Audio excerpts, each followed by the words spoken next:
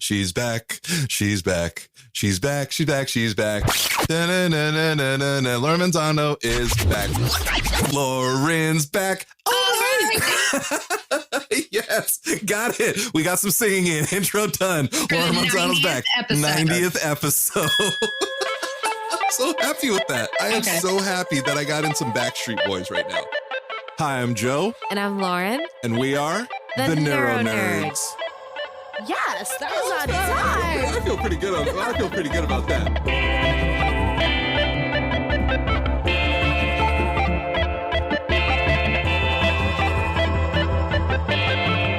NeuroNerds. Welcome to the NeuroNerds. Hey, everyone. 90th episode. And that voice is a familiar voice. My globe-trotting, incredible co-host, Lauren L. Manzano. Guys, seriously, I don't know why I leave when I get all these fabulous compliments. Yeah, this only happens with the episode. This is not how he normally treats me, guys. You know? No, because normally it's a cry for me. You'll hear like clicking or ticks, and if you what is it? Morse code. It's me crying for help because Lauren's about to murder me. This is why sometimes we have virtual episodes when the urge to murder or the urge to give in to the dark side gets a little strong. Oh my God. See? So Lauren's back from being amazing again in Spain and running some covert operations as Bat Widow. I didn't succeed. Gas prices are still high in California. Again, you're a double agent, so I think you did succeed just for the other side. Hail Hydra. How was your trip? How was travel? Trip was good. I had my dance competition, which was an experience. If y'all want to know more about the experience, y'all need to go on my Instagram and just go read the stories. It was a hot mess, but I'm grateful. Yeah. That Don't get stuck ogling at my co-host and her half naked body. Focus up, people. But yeah, it was a great trip. But it's just hard to travel. I think as a normal person. Or as a muggle, right? Yeah, you normies. Yeah, and this is actually quite timely since holidays are coming up, so lots of travel will be happening. But on my way home, flying home from Spain, I basically traveled for over 24 hours.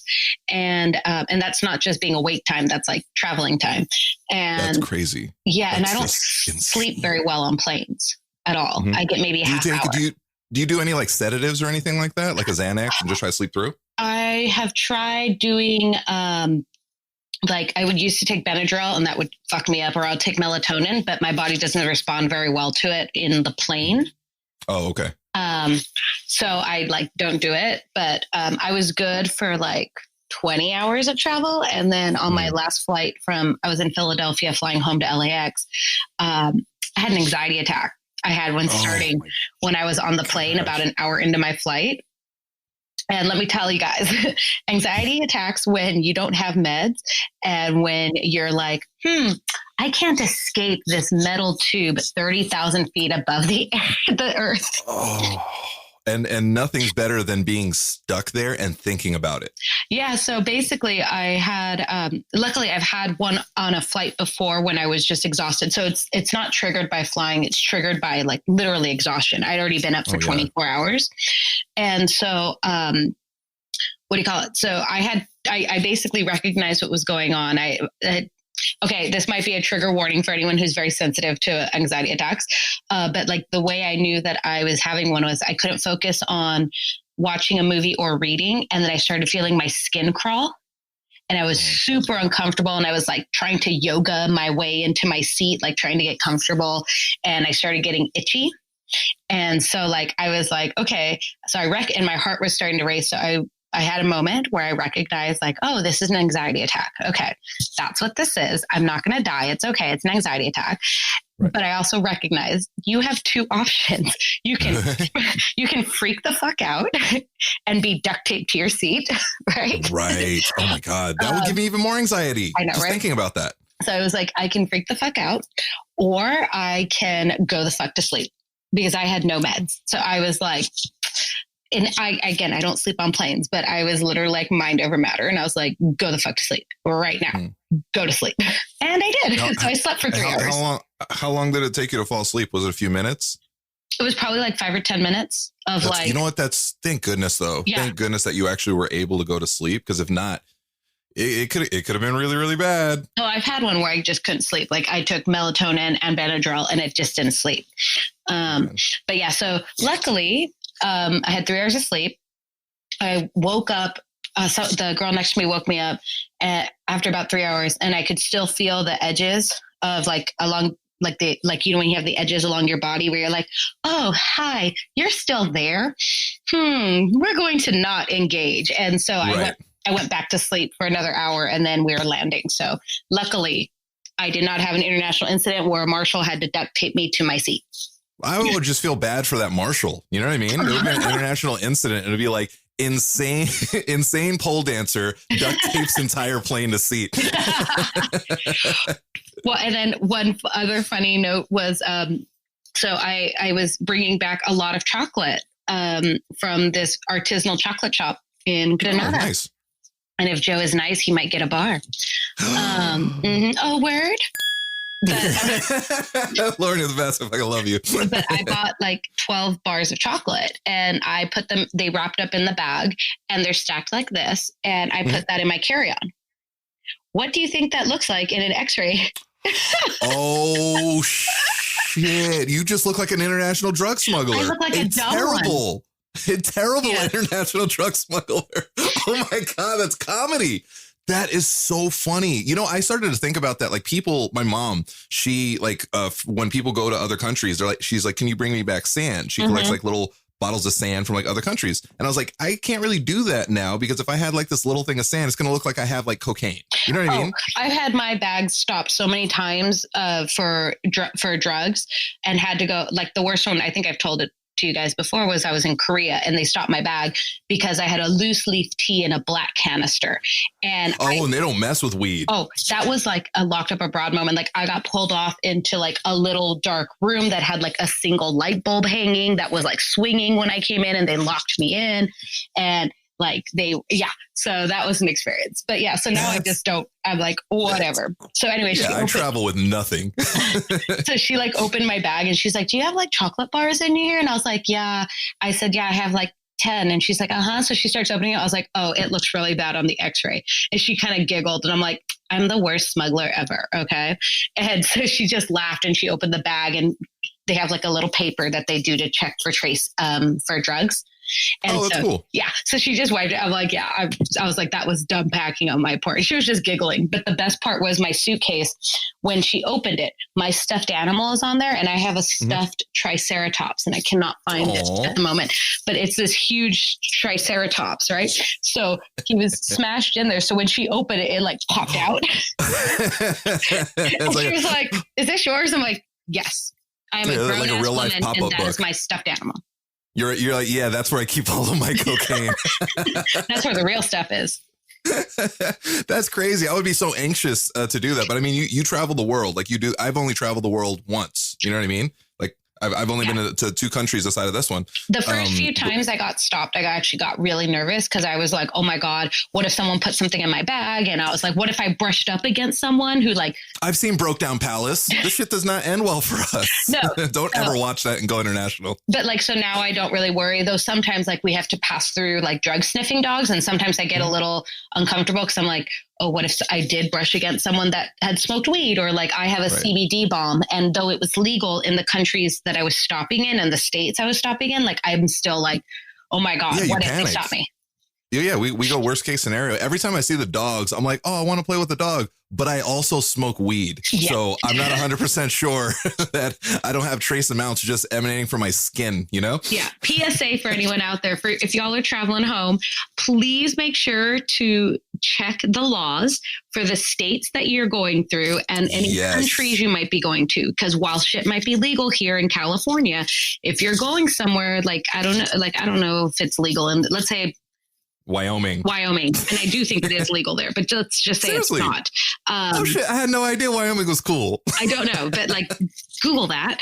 Also, if you have any stopovers anywhere, just, check that, because even if it's legal for you to have it in the place that you're at, it's technically illegal to take it to the other place. So do your homework. Also, keep an eye on your shit. Like, I know it seems like a simple thing, but it's really easy just to be like, oh, I'm just going to put this here real quick and go grab a coffee or use the restroom, whatever it is. Don't trust anyone. It could be like this little old lady. Yeah, exactly. It'll be like a little old lady and be, oh, can you watch this while you use the restroom? Oh, yes. And then she just planted a bunch of cocaine in your bag. Oh my God. Why am I immediately going to the cocaine in bags, man? That's crazy. So I am happy. I am happy that you're here. I'm actually always thrilled, Laura. I miss you. I always miss you when you're not here. But I'm really happy that you had a successful trip. I'll tell you what really sucks for me, and I know it sucks for you, that you had a good travel home, because you were like 20 hours. I was good. And it sucks that the end is where, like, you know, there would start to be issues, because it kind of wipes out all the 20 hours of good travel. You know what I mean? Because the last thing that you have in your mind is like, I had that fucking panic attack. And that sucked. So, but I am happy that you're home and safe. And I'm happy that other people are safe too. The ones that deserve to be safe. If you enjoy listening to this podcast, please consider leaving us a 5-star review on the Apple Podcast app. Your reviews help us grow and reach more listeners like you. Find us by searching for the NeuroNerds on the Apple Podcast app today. So I'm also really happy you're here because I get to talk nerd. Yes. And we were just touching on a little bit of nerd stuff earlier because of we were talking about Game of Thrones. We were actually talking about like dragon eggs and dragon semen in the air. It was a lot. I'm not even gonna lie. It was a deep conversation. It was a lot. But we did mention Joe does not understand basic like egg fertilization. All of us know dragons have eggs, right? Hello, Daenerys has eggs. That's where her dragons come from. But so Joe was like in his mind having like dragons. I was like, oh yeah, it's like the dragons are like banging each other. I'm like, no, it's like chickens, right? Like chickens lay eggs, right? Fertilization. I chalked it up to like like the seahorse, like when a seahorse fertilizes, it like just shoots his semen all over the ocean, and then like it fertilizes the egg of the female seahorse. And I'm like, oh, so dragons just like send their semen out into the atmosphere, and then it absorbs in the dragon scales, and then that's how they have dragon eggs, right? Nailed it. I'm going to reach out to Anashay. Girl, I'm trying to represent for science over here. Like, I also was trying to school Joe about Mercury retrograde and how it's actually a thing. With the planet and communications. Wait, we weren't talking about Mercury insurance? That's not the conversation? My bad. I was thinking of something completely different then. So we were talking about the Game of Thrones prequels because that's going to be a thing. They're doing things. Yes. And how they literally were like, oh yeah, we're canceling that one immediately. There was one that was moving forward with Naomi Watts, the dope ass, amazing. I think she won an Academy Award or at least was nominated for one. And she was like attached to it. It's like, yeah, she's going to be the star, and they're moving forward with it. And like out of nowhere, they're like, oh yeah, that's not happening anymore. Yeah, it was something Moon, if I remember correctly. I think it was called Blood Moon. Was the working No, that sounds title. too much like Twilight. Fuck that noise. I know. But I believe it was originally called Blood Moon. And from some of the leaked photos that they had from the set, it was about like the proto Starks or the early Starks. So the idea was it was going to go back to the age of the first men, either have it when the first White Walkers came, or it was, and so it was about the pact of the pact of the first men between the children of the forest and the first men. Children of the forest. I like them. They're cool. And they're actually, so in the books though, we don't know if we can trust them. They actually might be on the side of the White Walkers. They might be trying to destabilize everything. Well, they actually kind of created the first White Walkers. So, on the show, they made it seem as if like they were a creation of the children of the forest that got out of control, right? Right. Like they created the White Walkers to help them with people. Is that what it was? Yeah, to defend them, the Andals and the First Men from basically destroying their forests. And so, but the in the show made it seem like, they were a creature that it's almost like Skynet, right? Like you built Skynet and then it gets out of control and it's going to kill you all. So, also known as White Walkers are now sentient. So, but in the books, there's slightly more nefarious, and there's theories that the White Walkers are actually the Great Other, which is the god of like the White Walkers. It's supposed to be the antithesis to R'hllor, which is the Red God. Laura, I miss you so much. And so the Great Other is like the super bad guy who represents death. There is a theory that the children of the forest are either they're supporting or worshiping the great other, or they are they worship the werewood trees, right? And so the werewood trees are then connected somehow to the great other. Like Blood Raven might be part of the great other, might be the representative of the great other. And then so Brandon Stark, who is now the three-eyed crow, is now being a puppet of the great other. So there's all these like nefarious plots in the books regarding them. Man, we got to go to Reddit. I know. And so, but anyways, so that series looks like it got canceled because again, there was 5, I believe, if I remember correctly, that HBO guaranteed 5 pilots series. And so one was Blood Moon. And so that got canceled. So now there's a new one and it's called House of the Dragon. If I remember, that's the working title. Yeah. They were going for the money. They were like, people want dragons. We're giving them some dragons. Because I think the Stark one would have been dope. Also, I love Naomi Watts. I think she's awesome. Mm-hmm. But it's cool. Like, where's the big sell there? You know what I mean? It's like, I want to know more about the Starks, but like, where's the excitement? I think they made the right move with going towards the Targaryens, because it's like, there's nothing more exciting than dragons. Like, worst case scenario, the show's terrible. You can still get to see some dragons. Well, so everyone's still waiting. So there's 2 books that are left in the series that are supposed to be published. There's Winds of Winter, which is supposed to come out at some point, which will take place. So I think it was season 7, maybe 8. Terrible seasons. I can't remember them anymore.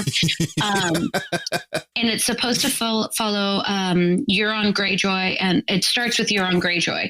And so Euron in the books is much scarier than the discount Jack Sparrow we got in the series. Right? That guy was the worst. No, but Euron Greyjoy is actually supposed to be like this psychotic sociopath, like terrifying. Like the reason his ship is called the Silence, because that's the name of his ship, is because all his crew are mutes. He's cut the tongues out of all of his crew, so they can't tell. Because they make fun of his name. They're like, your first name is Urine. That's right. Your name is Euron Greyjoy. So Winds of Winter is supposed to start. I believe what it starts something very similar for the way that they killed off 2 of the Sand Snakes. I think it was Obara Sand and one of the other, Tyene or whatever her name is, in the show, where they had like one of them impaled and one of them hanging. That was supposed to be, it's a scene from the release chapter of Winds of Winter. But after Winds of Winter is called A Dream of Spring. And there's a lot of people who don't know if that book's actually ever going to come out. There's a really good chance Winds of Winter will be released in the next year or 2. But A Dream of Spring, no one's quite sure. But George R. R. Martin, while season 8, I think, was going on, released a book called Fire and Blood. And it was more about the history of the Targaryens. So we learned things about, so at the end of Game of Thrones, how Arya traveled west of Westeros, and everyone's like, no one's done that before. Lies. In the book, a Targaryen did that, right? Lies, deception. Lies. But what they're saying is for this new show, House of the Dragons, it's supposed to be based on based on Fire and Blood. So it's going to be following one of the stories in there. And it sounds what it looks like. I'm reading right now. It's set 300 years prior to the Game of Thrones series, which means it has to do with Aegon's conquest, which is when the very first Targaryen, Aegon the First, and his 2 sisters, Rhaenys and Visenya, came over and basically conquered Westeros, took it away from the Westerosi, and basically said, "Follow me, or I kill you." Yeah, hey, I'm giving you an option, right? Yeah. I'm fair. I'm just. So what was good about Aegon Targaryen, spoiler alert, I guess, if you never watched Game of Thrones, because you know now that there's 7 kingdoms. There's also dragons. Well, and dragons. So what Aegon did in his conquest, the reason he was successful wasn't just that he like burned and murdered everyone, was he gave people an option. If they surrendered, he let like whoever the king was at the time. So like, let's say, the king who knelt in the north was, I think it was another Bran. And so when he decided to surrender to Aegon Targaryen, because he's like, well, we're just going to fucking die if we fight dragons. That's true. Instead of being a king, he became the Lord. So what Aegon Targaryen did was he's like, you surrender. That's cool. All right, surrender. So you're not a king anymore. I'm your king, but you can run this. You can now be the lord of this area. So we're right. cool. I own this shit. You could be like the general manager. Exactly. You're the governor. Yeah. So I mean, I think that's really cool. I'm actually very surprised they did that because I think at one point there was talk about not doing Aegon's Conquest, but we'll see how it goes. So with the new books that they're doing, are you afraid that George R.R. Martin is going to be influenced by the television show and the backlash that it's received? Or do you think he's just going to tell his stories? I think he's going to just tell his stories. I think the biggest fear is that he won't release A Dream of Spring. And there's a possibility that Winds of Winter. Party to the party, man. I know, and there's a worry that Winds of Winter will never be released because there's a slight fear that he's going to die before it gets released. Oh my God, that's so dark. That's so dark. So the guys, who are the Game of Thrones guys? The two main ones. D&D, David Benioff and D.B. Weiss. Yes, their Star Wars prequel was canceled. They were doing a Star Wars trilogy, and they're no longer doing that. I'm still out of the loop, but I'm actually very happy about that. Well, yeah. So people were saying, "Oh, it's because Game of Thrones was awful in the backlash," and I guess so. I was reading up on it, and it's not that. It's just that they would be tied down in that, and they wouldn't be able to do other things. Oh yeah, it sounds like Game of Thrones. It sounds like they're afraid of commitment. This is what happens when you commit. Yes, D&D. Also, they're a D&D. I know. I was like, when I love D&D. So like, I was like, oh my God, how dare you guys sully your ish with Game of Thrones with the beloved world. So every time you're like, I'm going to play some D&D. Do you get like really bitter? You're like, damn Game of Thrones. I can't even enjoy my Dungeons and Dragons. Sometimes I do. Audible is offering our listeners a free audiobook with a 30-day trial membership. As a brain injury or a stroke survivor like myself, it's hard for me to get through reading books due to my injury. But with Audible, I can now enjoy as many books as I want just by listening. Before I started using Audible, I was having trouble reading my brain buddy Mimi Hayes' book, I'll Be Okay, It's Just a Hole in My Head. But once it popped up on Audible, I immediately put it on my wish list. Read Mimi's book with us. That's right, the NeuroNerds are forming a book club. What a great way for our brain injury survivor community to read books together. And even if you don't want to read the book we're reading, with this free trial, you can select any book of your choice for free. Go to audibletrial.com/theneuronerds. Boom! So that Star Wars trilogy is no longer moving forward, but the Rian Johnson Star Wars trilogy is moving forward. And then there was another one that they're doing. They're like, there's so much everything going on. What we have to look forward to in the Star Wars realm, we have The Mandalorian coming out, right? And we have episode 9. We have episode 9, Rise of Skywalker. So there's this really weird theory going on in episode 9 that Rey, who she really is, that she's Smee, not Captain Hook's first mate, that she is Anakin's mother. Oh, Smee. That's the first time I've heard that one. I'll send you the thing. It was from Screen Rant. They actually like broke it down. So in the animated series, Star Wars, not the Clone Wars, Star Wars Rebels, which is actually really, really good. It's kind of kiddie. And I was like, I hate this. And then I watched like 2 episodes and I was like, I love the cartoons. This. It's so good. So they talk about basically time travel, like different portals to different realms. And the Emperor, how he kind of travels through certain things and he can't get past this one part. Why do we have to stick with incest and everything? So it's been established in the Star Wars lore because that's actually canon. The cartoons, Star Wars Rebels, that's canon.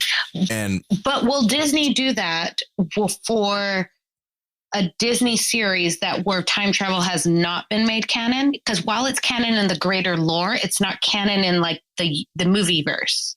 Yeah. And so like I the way he broke it down, I was like, this is actually kind of brilliant. I hate it, but I love it at the same time. And I'm like, you can't explain this deep a concept in one movie. No. That's what I fear with the Emperor, right? Palpatine's coming in. We know the Emperor's going to be there. We got the laugh. We got we got all that stuff. He's going to be there. How in the world? There wasn't even a seed planted in the last 2 movies. No. So why out of the blue, we're going to have this all wrapped up in a nice little bow that the Emperor is now here in some capacity. We're going to figure out who the hell Rey really is, right? We're going to figure out what's going on with Ben's story, how that's going to come to a close. We're also maybe going to figure out what's going on with the Knights of Ren. Where did Luke really go? How is Princess Leia going to vanish? All of these things. It's so much to do in one movie. Yeah, I'm like, the only thing I can think of if they're going to talk about immortality is I'm reminded back to of the trilogy that must not be named, but I believe it was the second prequel, maybe it was third one, where Palpatine was talking to Anakin and they were talking about the legend of basically Darth Plagueis, right? Yes. And about that type of immortality. So technically that's been introduced. And so you could start with that. Because again, the other theories are that Rey is a clone, that Rey is Palpatine's actual like granddaughter. Right. I don't know how I feel about the clone theory. I'm almost okay with it. Right. I kind of like the idea that maybe Sidious has been like, he was the big bad, obviously. Right. But like, like if he's actually the one that haunted Kylo and then Snoke like built off that or something like that. Still pissed off about that. I know. Snoke, there was no payoff. It was so wasted. No payoff. Fucking wasted completely. I'm so angry about that. But there was also something that was introduced in the books. And again, how are you going to introduce this as canon in one movie and wrap up all this other stuff, that a Force ghost can inhabit items?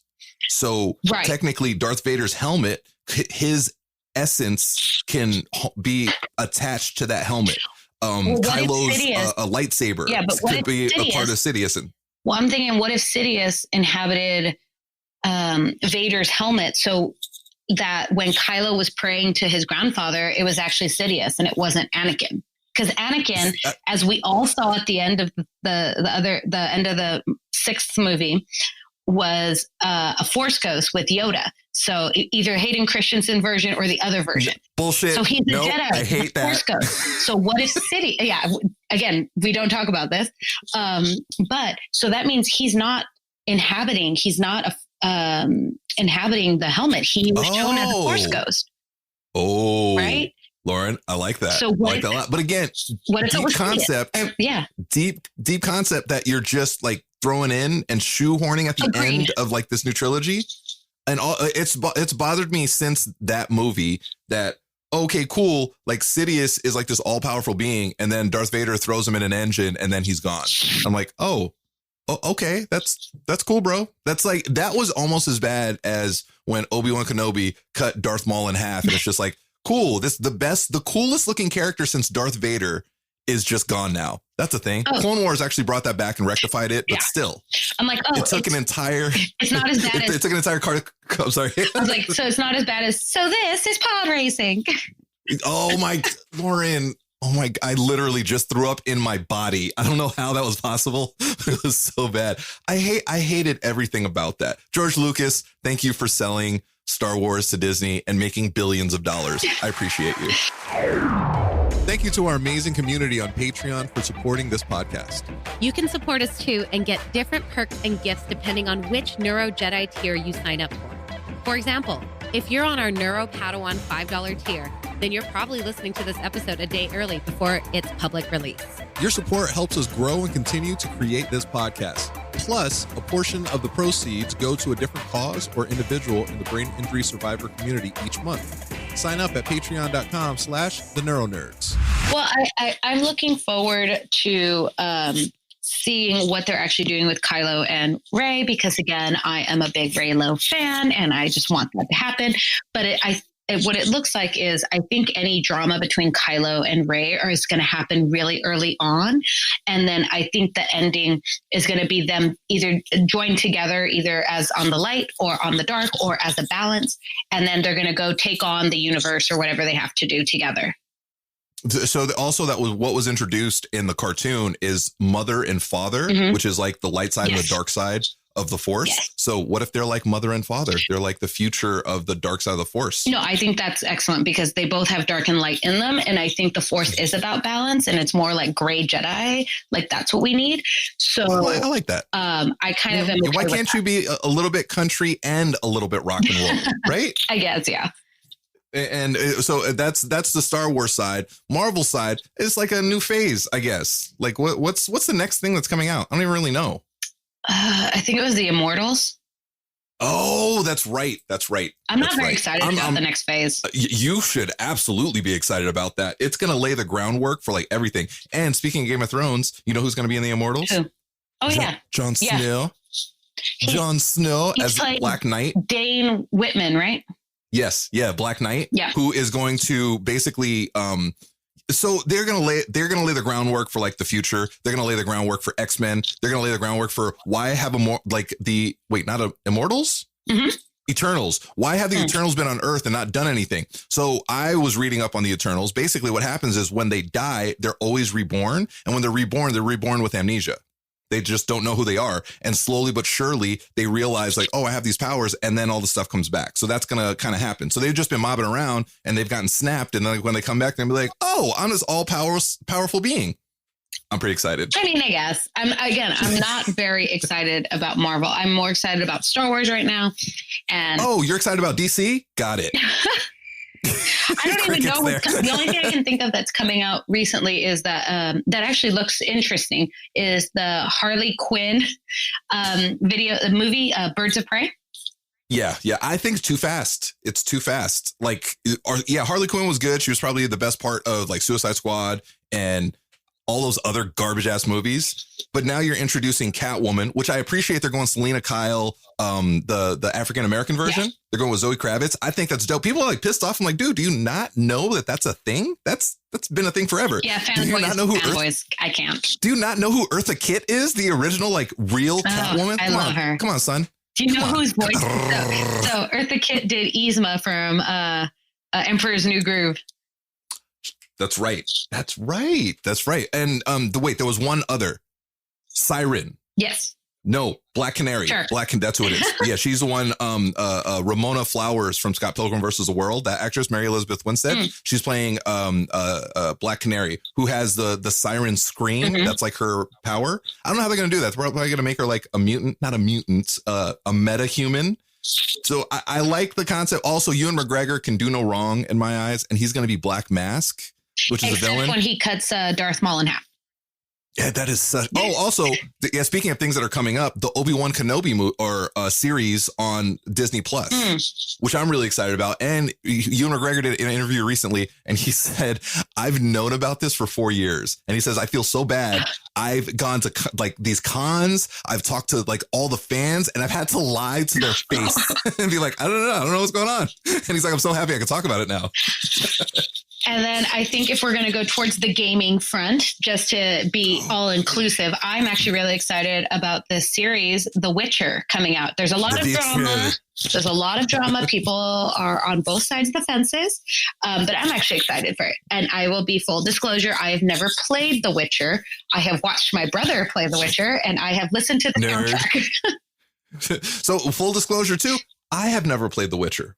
It looks like it's actually a really fun, interesting game. It's kind of about vampires and stuff like that. And my brother I think he played all 3 of the Witcher games. It's a Polish series. And is it a Polish series? I didn't know that. It's Polish. The music is absolutely beautiful. I'm such a sucker for soundtracks. So if it, I'll tell you what's really beautiful, Lauren. There's nudity in the game, guys. Enjoy. There is, and you can actually sleep with someone in a brothel, if I remember correctly. Yeah, if you call that sleep, if you call that sleeping. But yeah, so it's I call it the horizontal mambo. Oh God! So there's it's going to be on Netflix. It's going to be starring Henry Cavill, however you pronounce it. I say Cavill because it sounds sexier. He looks great. He's got white hair. This is also, if you're a Game of Thrones fan and you're like me and you were so disappointed on how Rhaegar Targaryen looked like a discount Viserys Targaryen with a Party City wig. Oh shit! Yes, Henry Cavill's version of The Witcher with his silver white hair is everyone's like dream Rhaegar Targaryen. So go on and make all the fan videos. Yeah, it looks good. I'm excited about it because I actually like Henry Cavill, whatever. I like Superman. He's the only reason like I was excited kind of for Justice League, really, because I love him as Superman. They just have not given him anything to work with. You know what I mean? In that. So I'm really excited to see what he's going to do as, he's now the Witcher. So there's going to be a lot of sword fighting, and then he has magic, which is cool. I'm excited to see. And there's like big giant monsters for him to fight and stuff. And most importantly, lots of nudity. Just want to point that out. I just want to let you know that in the video game, as well as the Netflix show, there's going to be plenty of nudity. I'm just saying, Again, it's kind of like D&D meets like Vampire Hunter, kind of Game of Thrones kind of thing, which is really cool when it's done well.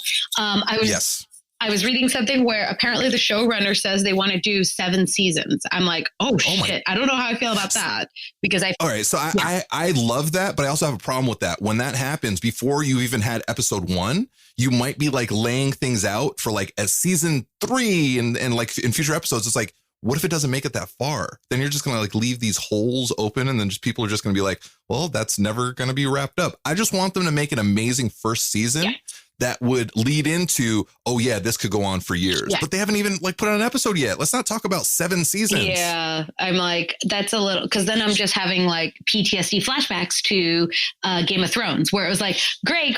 Oh no. Ah. And now she's evil. Yeah, exactly. I stand by that. I still like it. I know I get a lot of hate for that. I still like it. I'm good with it. It would be fine as long as there was proper character development. Foreshadowing is not character development. I'm also really happy that this is a remote episode because for a second, I'm pretty sure Lauren wanted to stab me in the face. Maybe. Or strangle me with her long, luxurious hair. I really can't. I've been complimenting Lauren's hair for the past 24 hours. Yes. It's magnificent, guys. I can't explain to you. She looks like a goddess. It's just like flowy, and she stood up and she almost stepped on her own hair because she's so short and her hair's so long. So that's what we have to look forward to on the nerd side of stuff. Are you a stroke or brain injury survivor looking for a community and support? Well, the NeuroNerds are here to help. Join our hashtag USORock Facebook group at facebook.com/groups/USORock to connect with other survivors like you. Plus, read other inspirational brain injury survivor stories on Joe's blog at josorocks.com/USORock. And submit your stories there as well. We want to hear them. And remember, USORock. On the brain injury side of stuff, I've been working on a campaign, the Change the Face of Stroke campaign, because I'm a big advocate for our community, the brain injured community, the stroke, not just the brain injury, the stroke community, because I just want to bring more awareness to like people like me, people like you can have strokes. And I don't mean to like be a fear monger. Like you can have everybody can have it. I don't want to be like the emperor, but like everybody can have a stroke and everybody should know that. Everybody should know that 80% of all strokes can be prevented. It's not just old people. Yeah. It's not a heart attack. It's not a Caucasian thing, because I've heard people say that too. It's like, oh no, that's more like a white thing. Oh my God. No, just because the paperwork shows you the same pictures of the same Caucasian woman with wrinkles and white hair does not mean that that's it. It could literally happen to anyone. Yeah. So I'm posting these photos, these little cool collages. It's like the black or white Michael Jackson video where like the faces morph, and it's every ethnic background. It's men, it's women, it's children. It's so sad, Lauren. Like it's children. Yeah, one of my favorite people is Joey from the UK, Joey the Legend. He just turned 12, 11. He's got whatever age that is for like the next school. He's going to that. And it's like a big deal. I'm like, he's still a preteen. Yeah. He's the most adorable child in the world. Like when I say this, like I mean it. Little boys, when they start to like become like little men, they kind of look ugly and gross. Yes. He literally looks, he's like Spanky. Like he's just the most adorable child. I just want to hug him, and his family is so beautiful, but he's a stroke survivor, and that is the face of stroke. You look at anyone, go to a store, look in your household, go to a mall, every face you see, that's somebody who could possibly have a stroke. Like that's a thing. That's the focus, to let everybody know that can happen. Also, like educate yourself. Yeah. Know what FAST is. Yep. And what go is to a FAST? Doctor. Check your face. Is your face drooping? Boom. Your arm. Can you lift up your arm? So your speech, are you slurring your speech? Like, are you able to talk? And if you have any of those symptoms, it's time to go to the doctor. Not even the doctor. Go to the emergency room. Get me to a doctor. That's what it should be. FAST. get thee to the doctor. Well, and it always, it always also, I want to do a really awesome shout out to Brian. Oh, Brian, you rock star, man. Yeah. Seriously, you're one of our favorite people. Yeah. We appreciate your support and love. And I got to tell you, as for inspiring people, he's definitely one of the biggest inspirations in our community. Yes. We'd had our zombie episode where we talked about how zombies are brain injury survivors too, and how zombies have aphasia. Yep. Brian just so happens to have aphasia, and he's been posting his story, and he's been sharing his story of his It's been amazing. Yeah. Like his stroke recovery. He went to a show, which was just like, I saw him do that and I was like, I could literally do anything because Brian can do anything. Mm-hmm. And he picked up our zombies have aphasia shirt and he posted, like, he sent us this beautiful video. And it, like, I was in tears. And again, Lauren, it's been established, Joe's not an attractive crier. No. You can verify that. You could just stopped at not attractive. Oh, Lauren, you dick. I love you. So Brian has been amazing. And again, Brian is the face of stroke, along with me, along with Joey, along with my friend Noreen, who I just had a chat with when she had her stroke at 18 months. Mama Berna, who is just a rock star. And she loves calling us nerds. Yeah.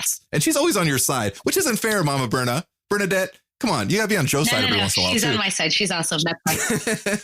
So what we want to do is, any stroke survivor out there, if you've had a stroke and you're under the age of 50, send a black and white photo with preferably a white background to oh, damn it, I don't remember the email address. Insert here. If you want to join the Change the Face of Stroke campaign and be part of the movement, send your black and white photo to hello@theneuronerds.com.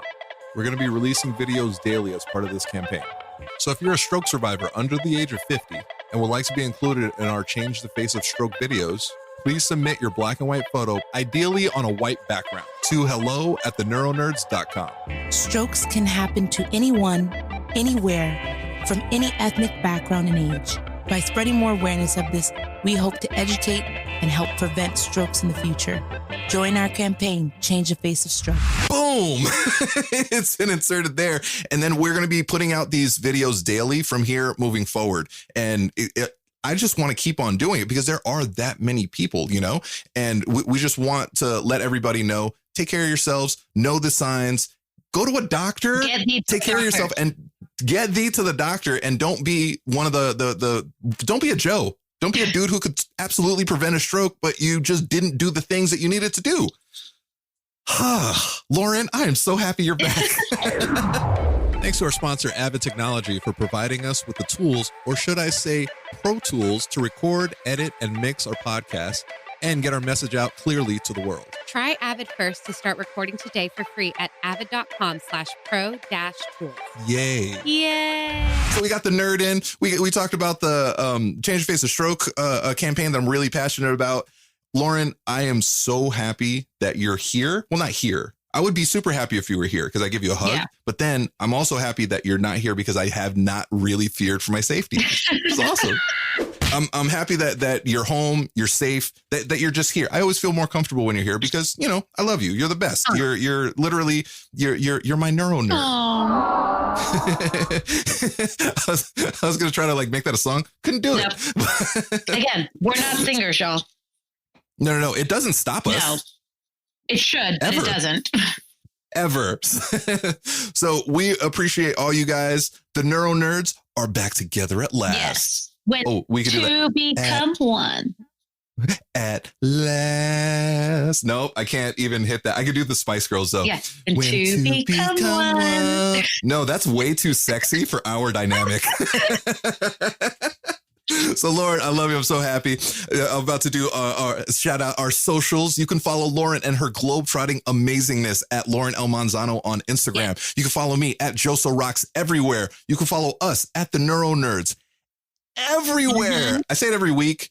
Reach out to us, the NeuroNerds. We're always here to help, you know, and it's easier when you reach out to us because then Joe might be able to get some sleep every once in a while instead of being like a lunatic and reaching out to all random people and being Stalker Joe. Yeah, you do. Lauren, so happy you're back. You're the bestest. Insert Lauren kick noise here. Yeah. It sounds exactly the same. And on this beautiful, reunited, back together at last to become one note, these NeuroNerds are out. Laura, I'm so happy you're back. Aww. I really am. Also, your hair looks magnificent. Oh my God, it's so much. You know what I'm going to do? I'm going to send you a video of